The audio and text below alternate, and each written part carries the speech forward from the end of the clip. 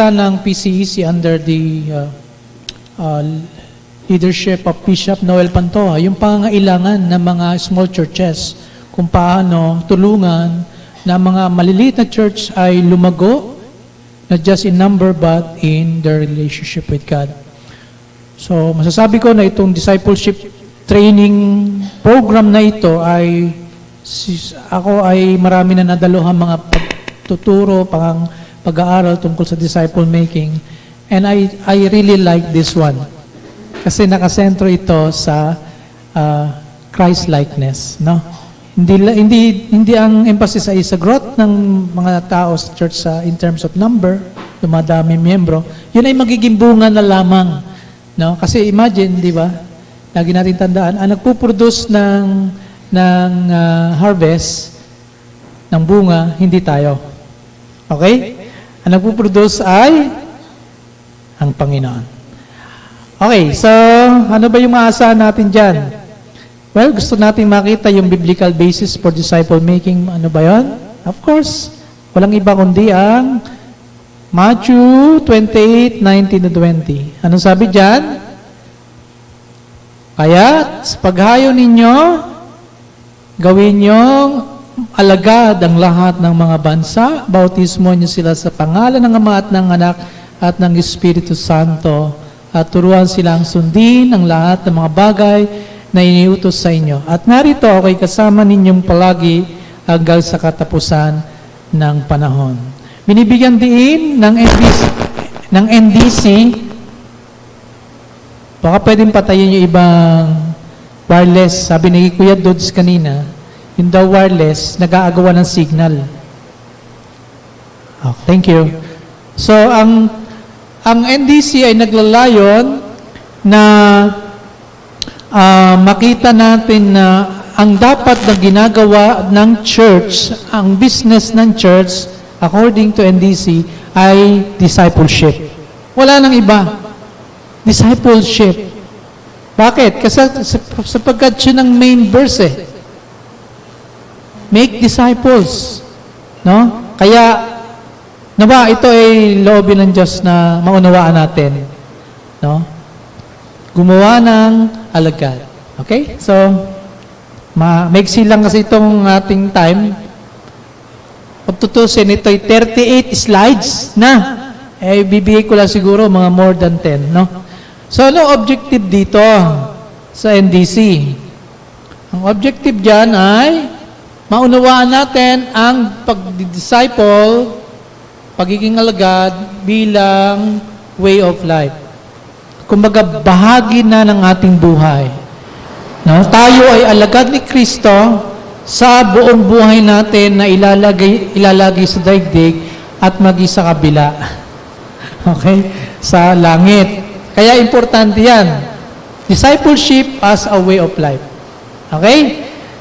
And then, kailangan dito, hindi lamang ito basta seminar na narinig natin, na-amaze tayo, kundi, bukod sa natutunan natin to, dapat merong application. Hindi tayo nag-aaral para lamang matuto intellectually, kundi may layong i-apply natin yung matutunan natin dito sa NDC. Ano yung ating matutunan? Discipleship and disciple making. Ano ba yung discipleship? Ano ba yung disciple making? Ito ang sinasabi sa NDC. Who is a disciple? Basahin nga natin ng sabay-sabay. Ready? Read. Disciple or follower is someone who has believed in Jesus in His word and accepted the gift. Ayon. So maliwanag na sa atin. Siya nananalig sa natapos na gawain ng Panginoong Yesus sa krus at tumanggap ng regalo na buhay na walang hanggan. If you will notice, ang materials na ito ay hindi masyadong napakasimple. Madaling unawain. Kasi ang layunin nito para maibahagi natin sa iba. Okay? Pag sinabing disciple, nagtiwala kay Kristo sa kanyang natapos na gawain at tumanggap ng buhay na walang hanggan. Yan daw ang pagiging isang alagad, follower. So, what is discipleship? Ano naman yung pagiging alagad? Babasahin ko, no? Ito, NDC po yan, no? The Lord Jesus calls every follower. So, hindi lamang iilan. Every. Kung ikaw ay alagad ni Jesus, tinatawag ka to become more like Him. This is what I like with NDC. To be more like Jesus. Conformity to Christ. Maging katulad ni Kristo. Yan ang goal ng Christian life. Tama? Holiness. Christ-likeness. Discipleship is a journey, paglalakbay of becoming like Jesus. So, naglalakbay tayo sa daigdig na ito para maging katulad ni Kristo, spiritually, no? And following after Jesus, sumusunod tayo kay Jesus, na may layunin na tayo'y makarating sa spiritual maturity. Alright? So, yung goal natin is to be like Jesus, Christ-likeness, spiritual maturity. Basahin natin ang verse na to. Sabay-sabay. Sorry. Colossians. Sorry, medyo napabilis yata ako. Kaya nangyari? Sira na yata to.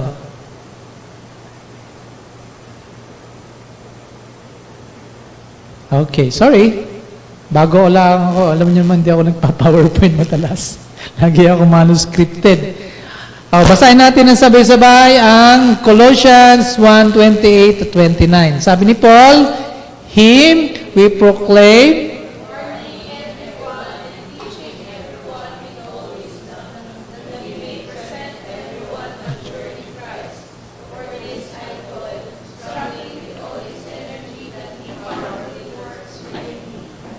ang ganda ng sinabi ni Paul. Ano ang kanyang, saan siya nagle-labor? Nagpapagal.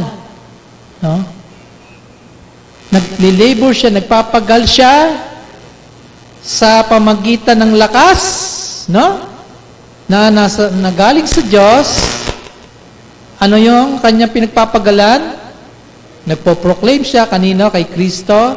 Nagtuturo siya tungkol kay Kristo sa bawat isa na may karunungan. Anong layunin niya? Bakit ginagawa niya ito? Yan. Spiritual maturity. Kaya yan po ang pagiging alagad. Spiritual maturity ang goal. Diba? Sino sa inyo ang gusto maging spiritually matured? Diba? Lahat tayo, yun ang goal natin eh. No? Ayaw natin na ang ating growth ay pababa. Habang tayo tumatagal kay Lord, dapat lumalago tayo sa ating kaugnayan sa Kanya. No? Hindi yung paurong, lumalago ng paurong. Okay? Next. Ito yung tungkol sa discipleship. Ito ay, according to Dr. Lito Viloria, discipleship pertains to our walk with God. Paglakad natin na kasama si Kristo. At mayroong means of grace para magawa natin yan. Okay? Sa paglakad, sinabing discipleship, walk with God, with Christ. Okay? Ano yung ibig sabihin niyan? It is a lifetime journey of encounters with Jesus. So, di ba ang ating pagkakilala sa Panginoon ay the more na we know Him, the more that we love Him, the more that we serve Him, the more we know Him. Di ba? So, dahil tayo ay kilala natin si Lord, no? At si Lord gumagamit siya ng kanyang salita para makilala natin siya more and more, no? At yung mga karanasan natin sa buhay with Jesus, ito man ay joy, sorrow, or pain, lahat ng yan nakapailalim sa ating buhay sa ilalim ng pagpanginoon ni Kristo. At itong mga bagay na ito na na-encounter natin with Jesus, whether in times of joy and sorrow, that should lead us, all of us, to grow more like Him every day. So, bakit ba mayroong mga problema? Marahil tinuturuan tayo ng Panginoon na lalo pa maging prayerful, mapanalanginin. Kasi nung wala tayong masyadong problema, ano nangyayari? Wala tayong time na lumapit sa prayer sa Lord, no? So, importante yan. Kaya, importante yung ating kaugnayan sa Kanya. Spiritual maturity is the goal of discipleship. Palaging-laging isipin natin, pag ako'y nag-engage sa discipleship sa local church, sa Villa Carolina, ang goal ko, bakit ako magjo-join sa small groups, is for spiritual maturity. Thank you.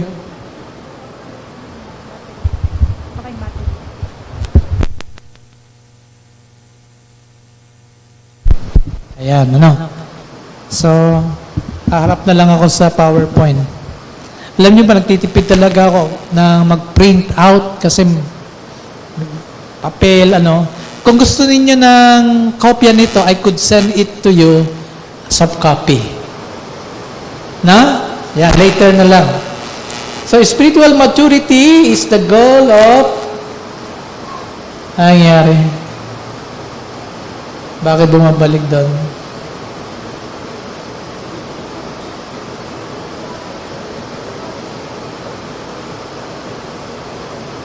Ayan. The goal is the goal of discipleship. It's not about attending a series of classes or seminars or just merely doing the works without being transformed to be like Jesus. So pag sinabi spiritual maturity, discipleship, hindi lamang ito basta nag-aaral tayo ng isang manual.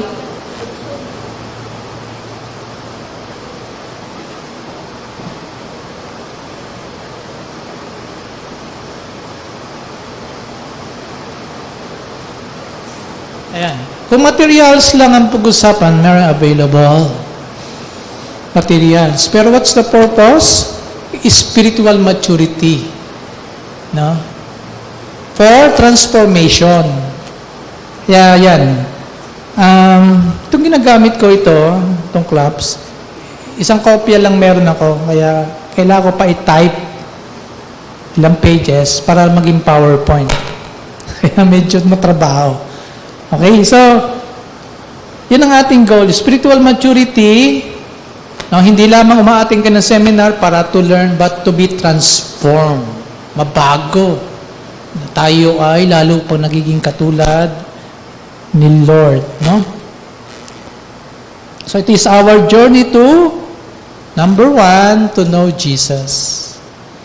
Ang discipleship is about knowing Jesus. Yan ang layunin natin sa buhay. Okay? It's about loving Jesus. Okay? Kasi Christ-likeness, Yan ang ating dapat maging priority. And next, abide in Jesus. Tayo nagiging masunurin. Yan ngayon nauna sa series ng ating tinatalakay sa pulpit. Abiding in Christ. Mula pa noon, And then, discipleship is our journey to serving Jesus. Okay? And finally, discipleship is our journey to proclaim Jesus.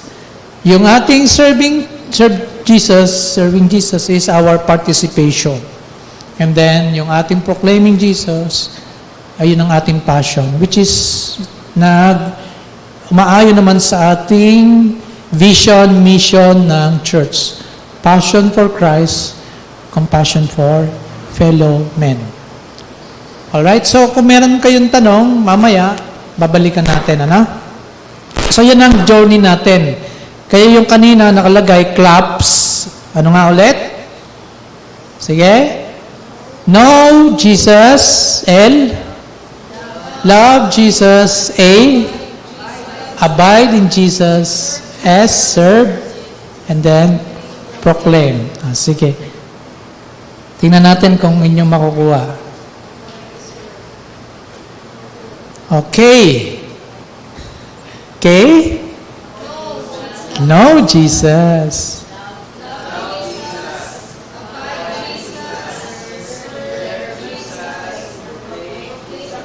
Aba. Pwede na tayo umuwi, Alam natin yung journey kung anong gusto nating, gusto ni Lord na maunawa natin. Pag sinabing discipleship, I want to know Jesus, I want to love Jesus, abide in Jesus, serve Jesus, and proclaim Jesus. Okay? Yan. So, discipleship pertains to our walk with God. Pag sinabing discipleship, walk with God. Walk with Jesus. Okay? Christ-likeness. Yun lang. Simple as that. Ngayon, ano naman yung disciple making? Kung ang discipleship is our walk with God, disciple making is our work for God. Gawain natin para sa Diyos. Okay? And I believe ito nagiging bunga na lamang kung ating talaga naunawaan at nagaganap sa ating buhay yung ating walk with Christ. Know, love, abide, serve, and proclaim. No? So, work for God. So, ito pala, Brother Ramil, trabaho pala to. So, we should be intentional. No? Intentional. Nagdadala tayo ng mga tao patungo sa Panginoon. So, as we grow to becoming faithful to Jesus, faithful disciples of Jesus, we too are called to disciple others. Andun yun sa Great Commandment, di ba? Great Commission. Go and make disciples. As we grow in our walk with Jesus, we are also called to work for Jesus, and that is to make disciples. Yan. So, kung ganon, disciple making is leading others to, number 1, yan din. Tutulungan naman natin yung iba na makilala nila si Lord, ibigin din nila si Lord, sumunod din sila kay Lord, paglingkuran din nila si Lord, at ipahayag din nila si Lord. Naunawaan niyo po ba yung konsepto ngayon? Kung ang discipleship is about our walk with Jesus, that is, we know Jesus, abide, love, serve, proclaim, tutulungan naman natin yung ating mga kapatiran sa church. We will begin with our small group dito sa church for them also na makilala nila, paglingkuran, ipahayag, at sumunod sa ating Panginoon. So that is disciple making naman. Our discipleship and disciple making should lead us both towards spiritual maturity. So, kung ating goal ay spiritual maturity, yung ating pagiging alagad at yung paggawa nating ng alagad ni Jesus, ay yun lang goal. Parehas, mag-lead sa atin. Di ba napansin kapag tayo may mga nadadala sa Panginoon, yung ating knowledge, kaugnayan sa Panginoon, masaya tayo, di ba? Kaya merong pastor nagsabi sa akin, kaya nagkakagulo sa church kasi walang nag-initiate ng effort para tuparin yung making disciples. Sila na lang, kaya nagkakagulo yung church. Kaya kung ang bawat isa'y busy sa paggawa ng alagad, magkakagulo ba?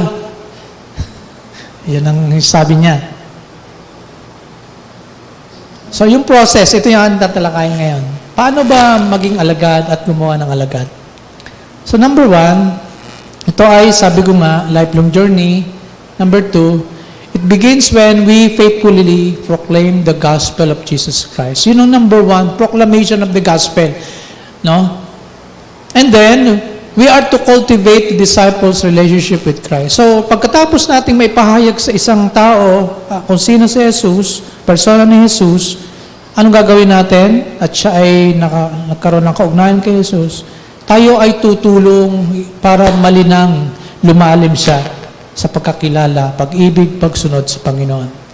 And then we are to equip them later to be prepared to serve the Lord and carry on the work of the Lord. So, mayroong process, no? Ano nga? When we proclaim, hindi naman pagkatapos mag-proclaim, mag-serve ka na agad sa ministry, hindi ganon. I-cultivate yan, palalagoyin yan, tutulungan natin. And then, i-equip natin sila. And then, pagkatapos, finally, pwede na natin sila, i-handle mo na itong small group na to. Later on, no, ikaw mag-handle. Kasi, i-commission natin sila para sila yung magpapatuloy ng gawain at ministeryo para sa pagdami at sa buhay at ministeryo ng iglesia. Yun po yung programa o yung proseso ng discipleship and disciple making. No? Tandaan natin yon: proclaim, cultivate, equip, and commission. So tingnan natin sa diagram. So makikita natin dito yung takbo. From proclaiming to cultivate, to equip, to commissioning. Yan lang po yung sa mga mega churches, dyan lang po umiikot yung kanilang ministry. Tapos maligtas, tinutulungan lumago, at pag nagtagal na, at malago na sa pananampalataya, ini-equip po sila para sila maging mga servant. And then, pag sila ay malago na, sila po ay tinatalaga na mag-handle ng small group. Di ba niya pansin na kung ating titingnan, ito ay isang proseso? Di ba?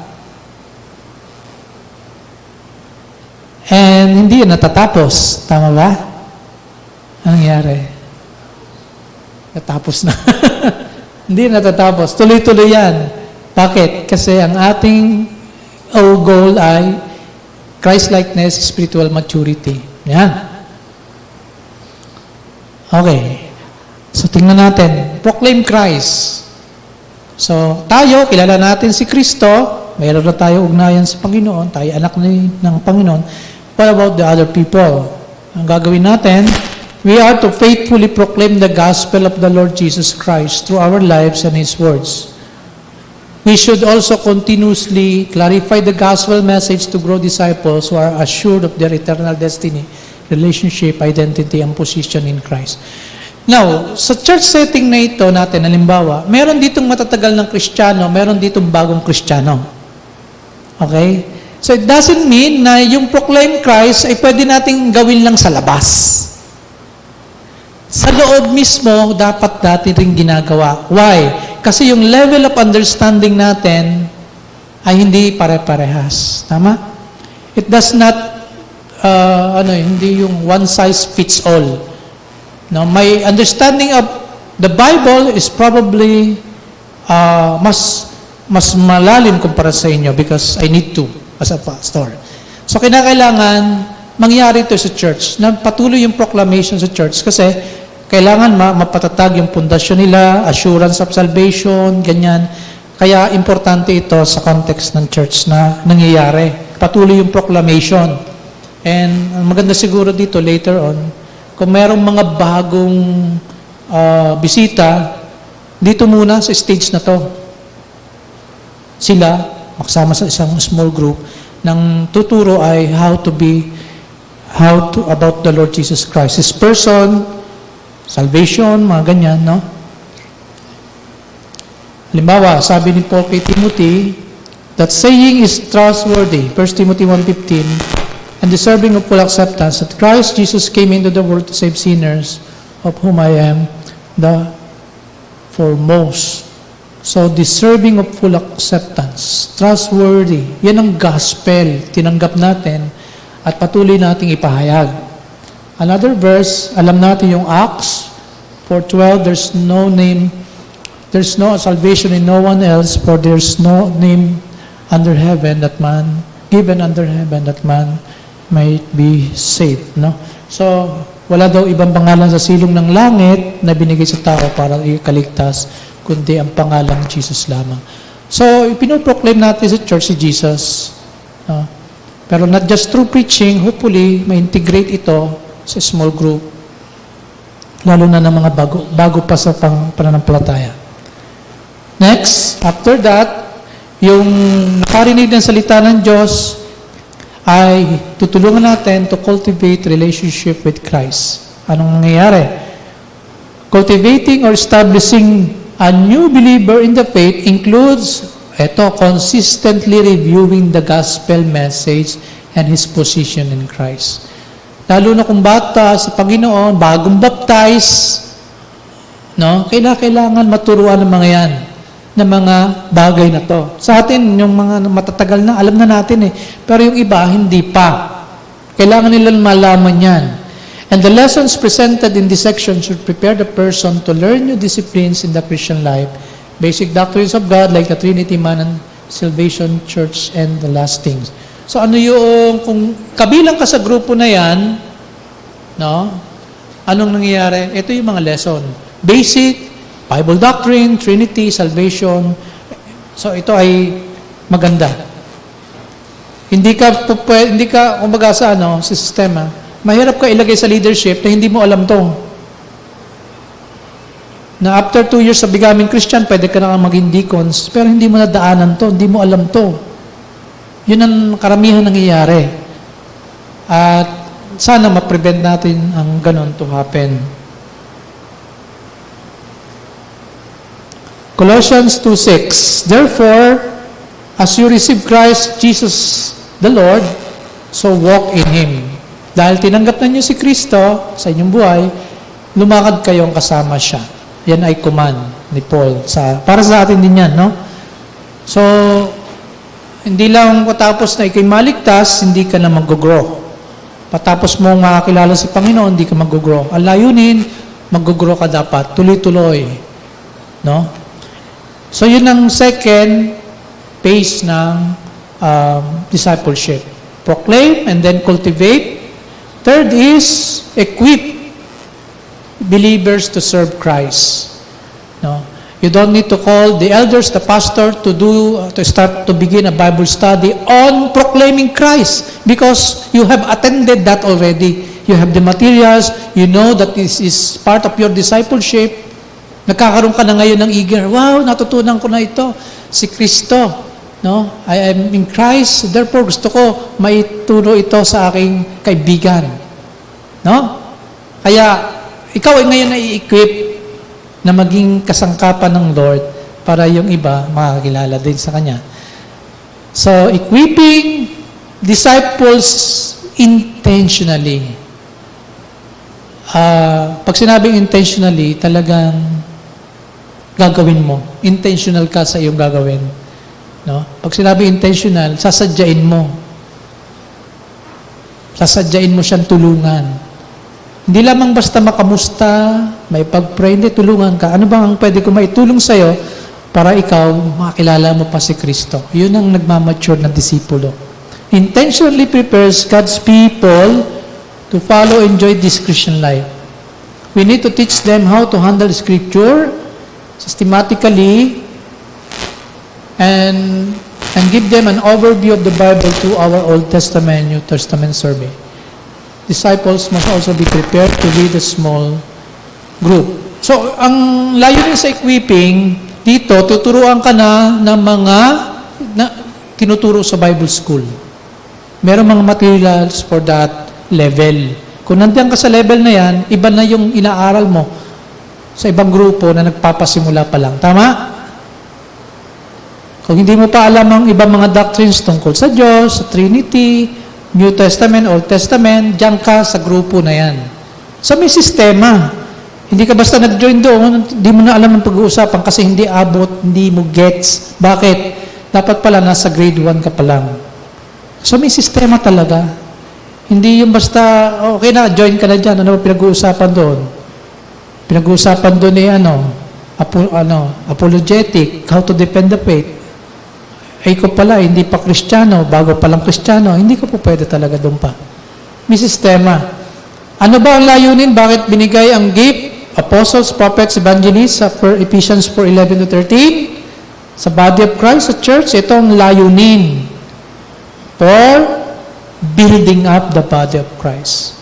Building up, not tearing down. Ang problema, may mga Kristiyano na ang layunin ay magwasak ng iglesia. To tear down, to bring, tawag dito, division and conflict in the church, tinitear down ng church.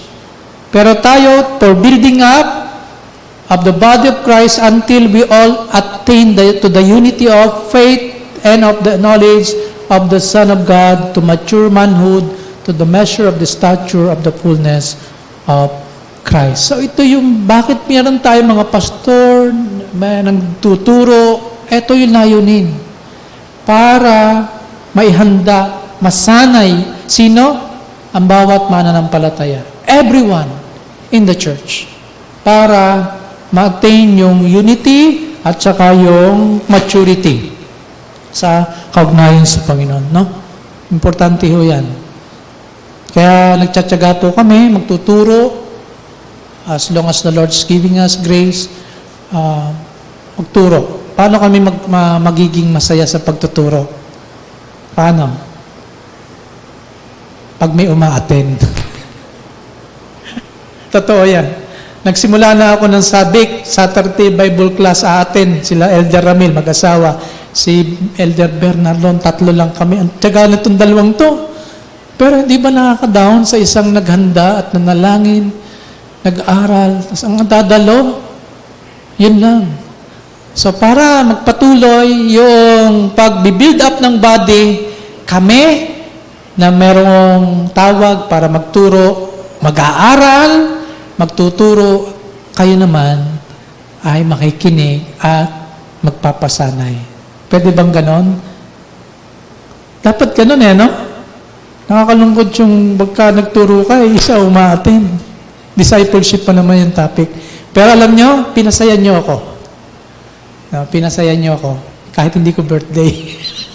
Ang dami nyo. Praise God, glory to God. Kasi alam ko naman gusto nyo, hindi kayo... Kaya na nagpunta rito, naaawala kayo kay Pastor Mon eh. Kaya ato na nga ako, si Pastor nakakaawa naman. Siguro naman huwag ganon. Oo. Kaya kayo ay umaatin dahil alam nyo, mahalaga ito para sa inyo at sa church at sa pangalan ng Panginoon. Di ba? Okay. So, meron pa akong 30 minutes. Yan ang huli, to commission disciples to multiply. Ibig sabihin, from proclamation, tutulungan mo, i-cultivate mo yung kanyang kaugnayan kay Lord, tapos i-equip mo siya para gamitin siya ni Lord. Pagkatapos, pagka siya matured na, he can handle his own group. Materials, maraming materials, pero yung mag-handle, at bakit mag-handle, anong layunin na mag-handle? Kasi, alam mo, kilala mo, alagad ka na ni Jesus, na lumalago at gusto magpagamit. We commission and empower disciples for the work as we grow new leaders for the future. Yan laging gusto kong makita. New generation of leaders. Bakit?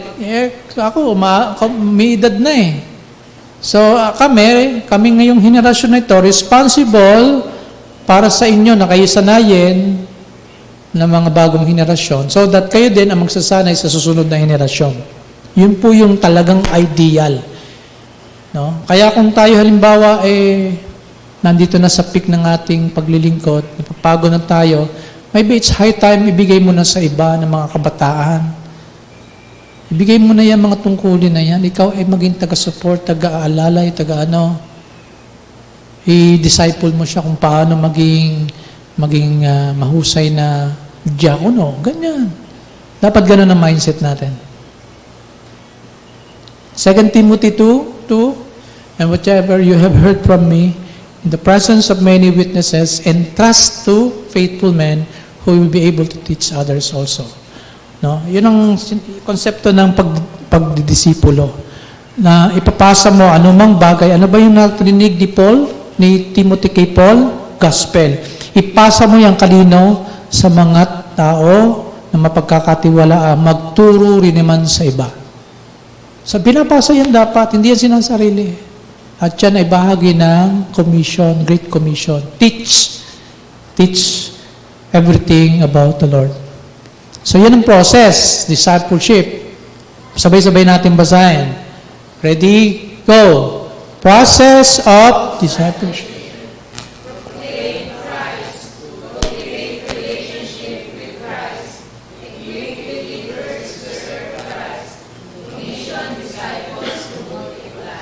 So, lagi nating tatandaan, matandaan natin, no? To proclaim, to cultivate, help others to grow in Christ, and to equip them to serve, and to commission them if they can now become leaders. Okay? Now, tingnan natin ito. So, sa phase 1 ng discipleship program na to, yung grupo, meron tayong tinatawag na goal. Ano ba ang goal natin? Kung ang iyong level of maturity in Christ, nasa phase 1 ka pa lang, and I think yung mga bagong nabaptize, baka nandito pa kayo, hopefully, sa 2 taon na nakaraan, kayo ay nag-grow na. Pero kung nandito pa kayo, ito yung mga topic, at saka ito yung goal. I-clarify yung gospel points. Maliwanag ba sa inyong gospel? Tiyak ba kayo ng inyong kaligtasan? Yan ang mga lessons na bibigyan din dyan sa phase 1 na yan.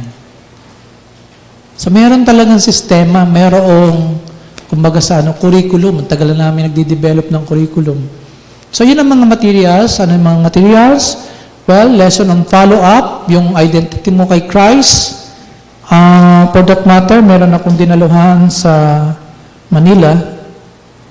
Itong phase 1, yan. Kita nyo? Paglalatag ng pananampalataya. Pwedeng gamitin materials ito para magsimula ng discipleship group na ang level ng kanilang understanding of the relation, phase 1. It doesn't mean phase 1 sila, mas magaling na yung phase 2. Kundi, kung ang konsepto natin talaga ay tulungan ng lahat, dapat merong ditong mananadya No? Sasadyain mo talaga na tulungan itong grupo na to. Sino sa inyong willing mag-handle ng group na yan? Parang wala pa. Sige. So, meron tayong available materials. Anong gospel, anong Savior, sino Savior, Holy Spirit, anong role niya sa ating kaligtasan, assurance, dapat meron tayo niyan. Para pag merong bago, dito muna natin siya i-join. Kung yan sa Dorcas, marami kayo, bagong member ng Dorcas, alam ko magaganda yung pinag-uusapan, siguro it's high time for us to think, baka itong kailangan pa niya, baka ito yung level niya, baka hindi niya mag-gets yung mga bagay na to. Naunawaan niyo po ba natin? Okay po ba? So, later may question kayo. So, ito yung phase 1. Phase 2, well, cultivating na ito para tulungan sila lumagaw sa kaugnayan sa Panginoon. Ang goal, prepare the believer for spiritual growth. You know, spiritual growth is hindi nangyayari overnight. Hindi ako naging pastor after 1992, ako yung na-born again, pastor na ako, no. May mga umabot sa akin, tumulong sa akin, tuniruan ako, ginabayan ako, lalo na sa panahon na down ako, mayroong mga mananampalataya na tumulong sa akin. And it's part of discipleship, no? Hindi lamang about mga pag-aaral, kundi it's more on life sharing, no? And then develop growing confidence in the faith, no? Na minsan ay may mga Kristiyano na parang naghihina sa pananampalataya, not because wala sila sa church, kundi siguro dahil kulang talaga sila sa knowledge pa about what it means to be in Christ and ano yung kanilang role bilang mananampalataya. Sa mga lessons dito, para sa manurture yung relationship, tuturuan ng isang bago mananampalataya how to pray. Prayer. And then, what is the Bible, the Scriptures? Church membership, dito rin papasok. Bakit? Kasi tapos ka na doon sa phase 1, proclaiming Christ, assurance of salvation. Di ba? Dito ka na papasok. Worship. What is worship? And then witnessing. Paano ka gagamitin ni Lord para yung kapitbahay mo, may sama mo sa church, ma-join mo sa small group. Yan po, yan na yan sa phase 2. Alright, sa phase 3, medyo lumalago ka na, tumatagal ka na, you are now going to help others to equip them to serve the Lord. No? Anong goal? To prepare believers to participate in church ministries. Ginagawa natin after baptism, gusto natin, involved ka na agad sa ministry, ganyan. Maganda naman yon. Pero siguro mas maganda, bago natin sila paligawan, para sila maging sila ay dumaan sa ganitong uri ng paglalim sa pagkaunawa, sa kaugnayan nila sa Panginoon. Bakit? Pag sila nilagay mo sa ministry, hindi nila pababayaan ang ministry. How saddening it is, nakakalungkot, na ikaw ay na-assign ka sa isang ministry, ginawa mo ng 1, 2, 3, katapos the whole year di mo na ginawa. Nakakalungkot yun. Apektado, buti kung ikaw lang apektado. Ano mangyayari? Apektado ang the whole ministry ng church. Kasi you're supposed to be the one leading the ministry. And yet what happened? Ayun, hindi mo nakuha, hindi mo na-gets ang mga bagay na dapat mong ginawa. Why? Kasi hindi ka pala totally equipped pa. You may have the talent, you may have the connection, pero when it comes, to your relationship with God, may problema pala. You're not able to handle the scripture properly. And worse, baka ikaw ay you neglect the scriptures. So yan. Yan ang ating mga materials. Nandyan na. Meron tayong materials for that purpose. And then, last, yung page 4, commission disciples to multiply. Eto na. Ipiprepare natin yung mga mananampalataya na hindi lamang sila basta umaten, kundi pwede rin pala silang gamitin bilang mga leader on this particular ministry sa group. Hindi lamang, ministry is not just about music, Sunday school teaching, no. It's about more on people-to-people engagement for the purpose of disciple making. No? Yun ang ating tatandaan. Alright, so hindi ko na itutuloy sa next session na to. Now, let's go back sa ating lesson. Baka meron kayong mga clarification, katanungan, kung paano natin gagawin. In fact, nagsisimula pa lang tayo, kaya sabihin ko sa inyo ang totoo, hindi ko rin alam kung paano. Ang mahalaga, tulong-tulong tayo kung paano natin gawin to. Kung kailangan mag-extra effort tayo ng 2 hour, or let's say 1.5 hour sa weekdays na merong grupo na ito yung tinatalakay at merong leader na nagtuturo ng lesson na yon para sa group na yon, would that be encouraging? Alright, so that's it. Now, the floor is now open for meron ba kayong violent reaction? Sige. Pwedeng mic, para maganda yung ating interaction. No, so, meaning ko, I am new to this one. Ang training ko mostly ay more on theological, pero siguro it's high time for us to understand this. No? So it's not about copying other church strategy. Ang PBCF, meron sila, malago sila. Meron silang life group. Ang PBCF, matagal na may life group. Meron mga leaders doon na nag-handle ng bawat isang life group. Kung di ako nagkakamali, nasa mga more than 40 or 50 na yung life groups nila. At yung life group na yon, ang kanilang pagtitipon, whether online, meron silang specific na day and time para magtipon, magpanalaginan sa isa't isa, no? Mag-encourage sa isa't isa. Okay. Sige, tanong, taas ang kamay. Any question or any idea? Actually, I like to, sa totoo lang. Pero hindi ko, kasi it's a board decision na at least every other Sunday muna. To give time to reflect. Kasi every Sunday, masyado mabilis yung pacing. Remember, itong NDC na to, this should be isusunod natin mga gagawin, nakabase na dapat dito. Kumbaga, ito na yung magiging DNA supposedly ng church na magkakaroon ng mga small groups. Ang idea dito ay magsimula sana sa leaders. Alam ni Elder Ramil yan. Kaya yung seminar na pinadaluhan sa amin, na isama ko lang yung mga key people, si Elder Ramil, si Rose Ansayut, kasi ang key decision making ng mga tao sa church ang dapat nauunang mag-aral nito. Pero ako naman naniniwala, dahil ito ay tungkol sa pagiging alagad, ay atin nang i-introduce sa pangkalahatan. And by the way, I asked Matias to have a record of this. So naka-record na to, training. Bakit? For the others. Na hindi nila, kung mamiss man nila to, makakasunod pa rin sila, makakahabol pa rin sila.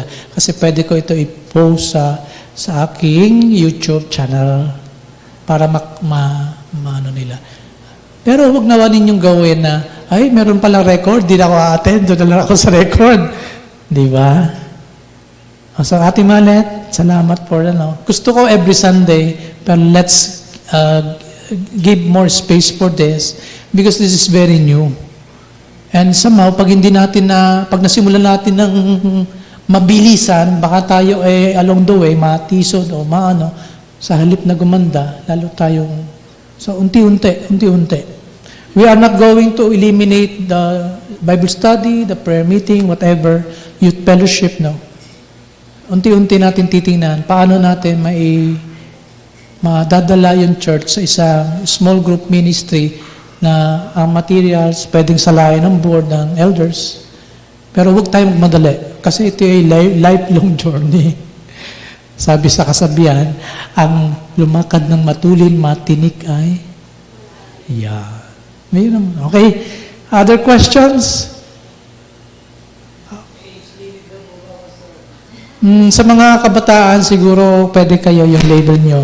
Siguro 15 and above. Pero yung mga kids, medyo hindi pa applicable. Thank you.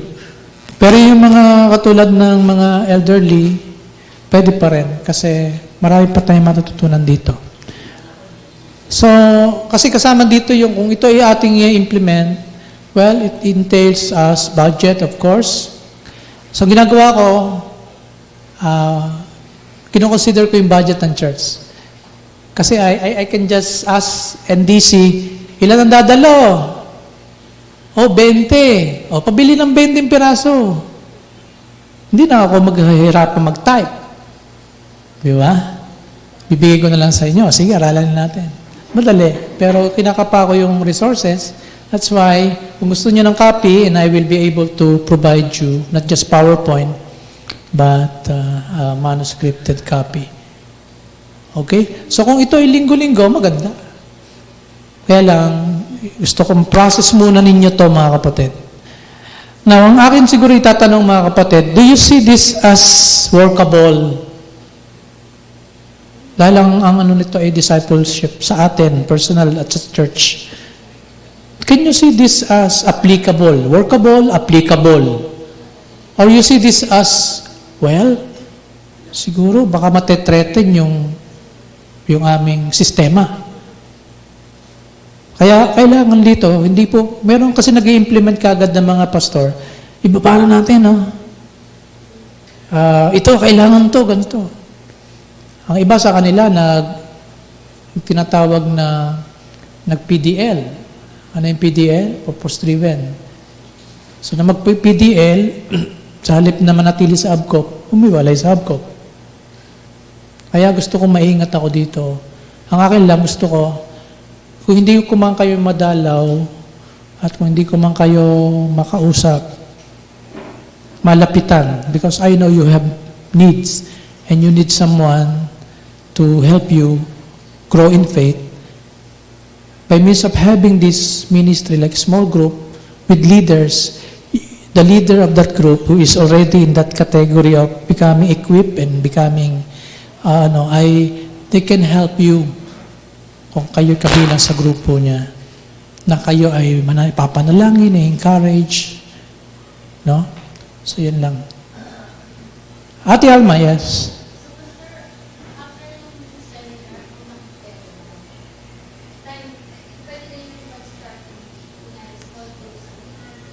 Well, hindi pa.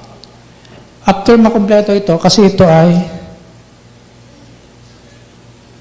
okay, mahaba. Lahat. Kasi pagkatapos nito mailatag natin ang foundation ng ating discipleship campaign na to, na NDC. Hindi mo po pwedeng basta ituro ito na hindi mo inaral.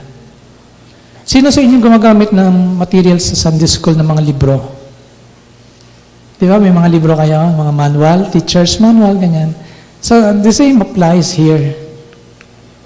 So, kailangan ito aaralin na sama-sama. And may karagdagan po dito. Elder Edwin, sa iyong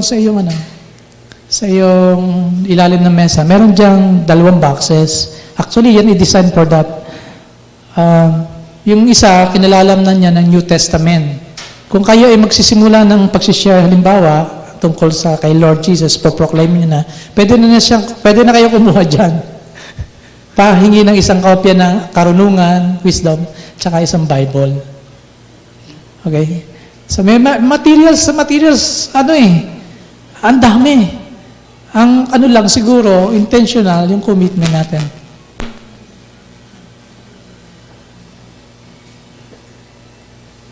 Okay, so, like for this, kung ikaw mayroong gustong ipag-pray mo lang, ibibigay mo lang to, pakipicture lang kung sino binigyan mo, kung hindi man yung kabuuan. So ito, ang purpose nito, pag-report sa PBS, saan ginamit to?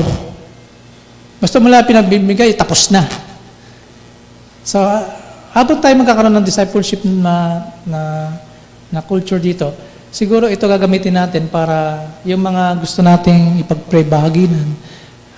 Pwede ba, binabahagi mo si Christ, then bigay mo na to. Ito naman, good for students. Gusto natin mag-umpisa ng campus ministry, malapit tayo sa mga campus, meron tayo nito para sa mga youth. And I will encourage you, merong pre-training on how to use this booklet. Okay? Ito ay sa PBS, libre to. Ngayon, kung kayo magsa-sign up, lalo lang sa mga youth, sa mga students, so, kasama ninyo ako, pupunta tayo ng PBS, mag-attend tayo, how to use this para dun sa Space 1, Proclaiming Christ. Okay? Ang seminar na yun free sa August 4.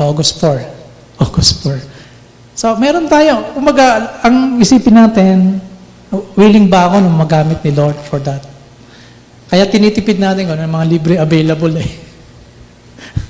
No? So, gusto natin makasimula lang. Ang PBCF, meron silang life book. Ang life book nila, talagang pinirint nila. May pangalan ng church. Pag mag-join ka sa church, join ka ng live group, andun na lahat ng lesson.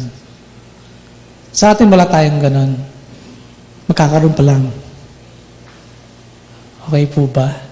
So, hindi naman kailangan maging magarbot, magastos. Mahalaga lang maunawaan at mailapat. Okay? Salamat, Sister Alma. So, pwede na kayong kumuha nito.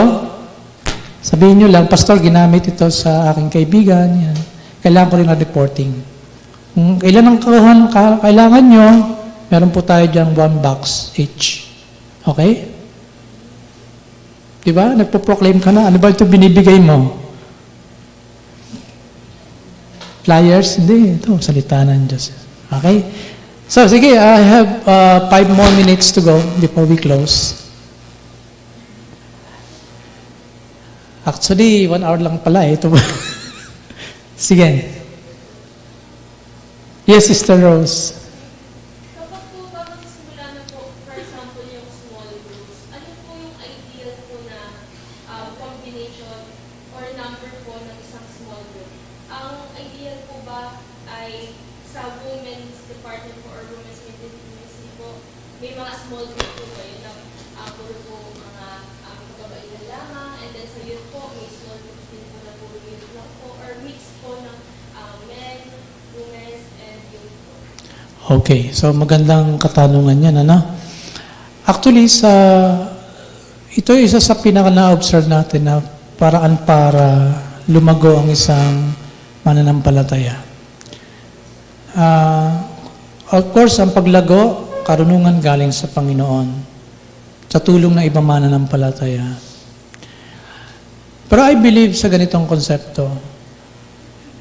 Kung sa youth, mayroong small group na parehas ang tinatalakay at sa women, may isang small group na parehas na lesson ang tinatalakay, uniform tayo, sama-sama tayo. Okay? yung number na maaaring tanungin or ideally, sabi ni Dr. Lito, is about 10 to 12. Pero masyado na malaki yon. Pero since tayo nag-uumpisa pa lang, ang ideal para sa akin yung kaya ko i-manage. Ang kaya ko lang i-manage sa totoo lang, na magiging involved ang lahat ay at least hanggang 5. Ang iba hanggang 6. So, because, it will entails time din eh. Kasi kung ikaw ay may small group, and nagtuturo ka, naglilid ka, hindi lang puro aral eh. You have to share something about what you learned in the past and how God has been good to you and how pwedeng gamitin ni Lord yan para yung iyong kasama sa grupo may encourage din ng salita ng Diyos. So, I think more on intentional talaga na life sharing. Hindi lang, ang teaching nandito eh. Pero yung matanong mo, ano ba yung burden mo ngayon na ikaw ay nahihirapan, baka pwede akong makatulong in terms of prayer or kailangan mo ng advice, I'm here. And that is discipleship already eh. At doon sa grupo na yan, pag marami yan, siyempre pag dami, ano mangyayari? Ano mangyayari pag marami? Bukod sa mahaba yung discussion, halos hindi mo nabibigyan ng pagkakataon lahat na maging kabagi. So, ideally, for me, it's 5 na kung saan ang gusto ko sana makita kami ng mga elders, pastor, meron din kaming hinahawakang grupo. So, we will not allow you to do on your own. We could be part of the women na kami ay kasama doon sa grupo in terms of teaching. Kasi isa naman ang ating pag-aaralan. It's not about what is the need of the youth. Self-centeredness din yun eh. Ito yung gusto namin, ito kailangan namin. Hindi. Di ba?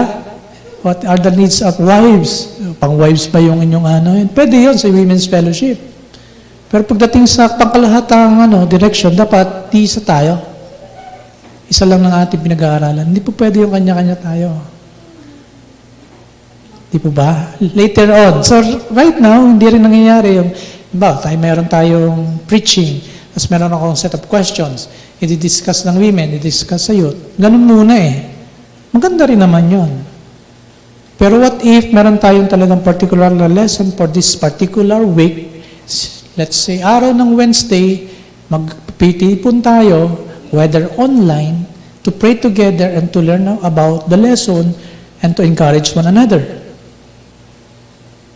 Ano yun? Kung meron bagong mananampalataya doon, pwede rin, i-join doon.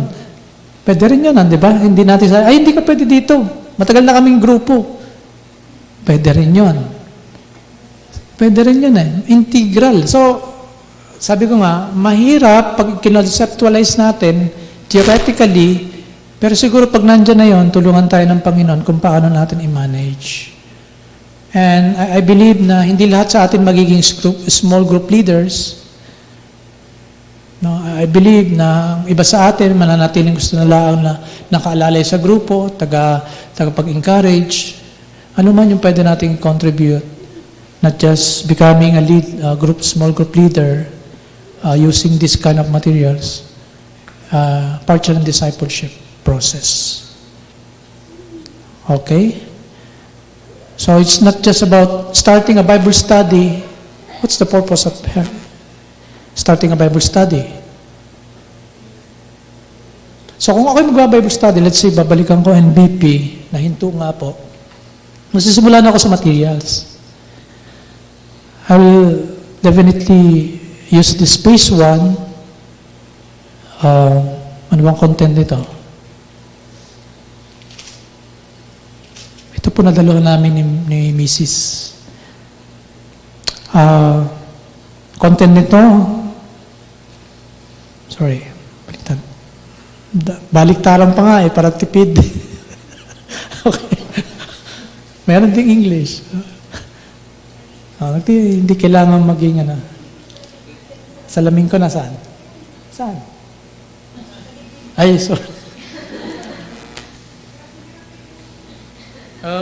Ganyan na ho nangyayari sa akin. Nagiging delayed na yung aking reaction eh. So, pero ito, this is really, ako'y masaya pag may ganito.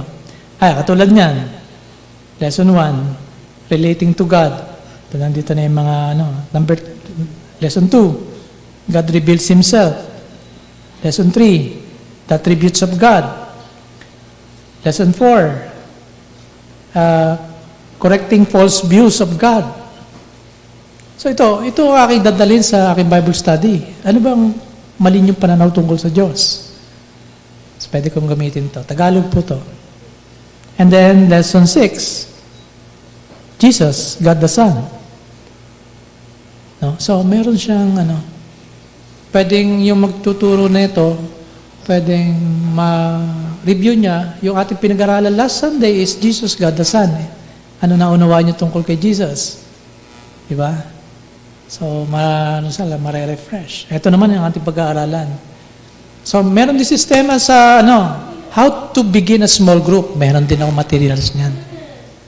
How to lead a small group, what is small group ministry, meron din ako. Ang problema, pag hindi natin ginarab itong mga to, time na lumilipas, na natin ibabalik. Hindi na ako lumalakas Kaya hayaan nyo na lang ako magsalita, magturo. Gagawin ko sa biyaya ng Diyos. Okay ba yun? So ako na magtuturo. Ngayon, kung gusto nyo mas may kalibre, imbatahin natin sina Dr. Viloria. Sila kasi nag-conceptualize Pero wag muna natin, wala pa tayong budget Oo na, yun ang tungkulin ko Pananagutan ko ito sa Diyos. Para sanayin ang mga anak ng Diyos para sa pagdidisipulo. Wala na. Ako'y wala na. Meron pa? Sige.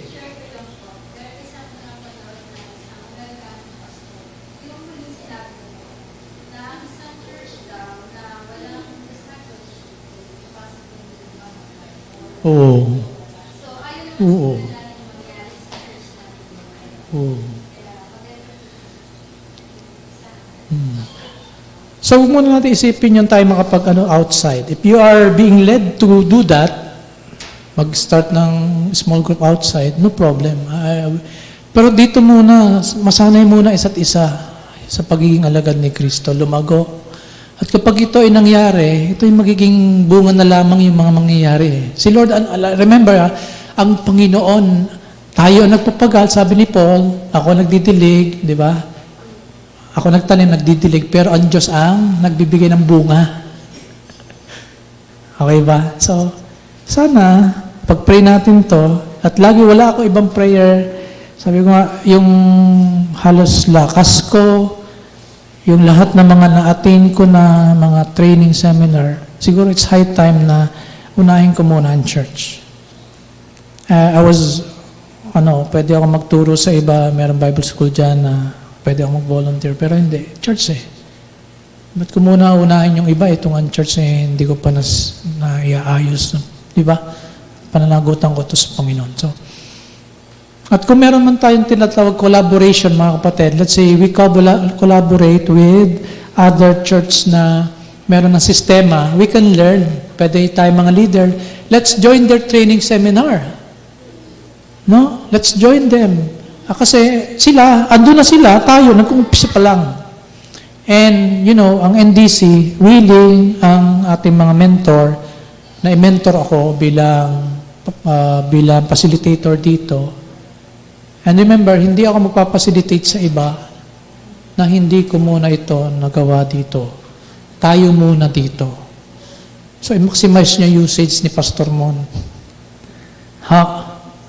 Mga kapatid, ako na nag-o-offer ng sarili ko sa inyo. Ngayon, ayaw naman ninyo, wala akong magagawa doon.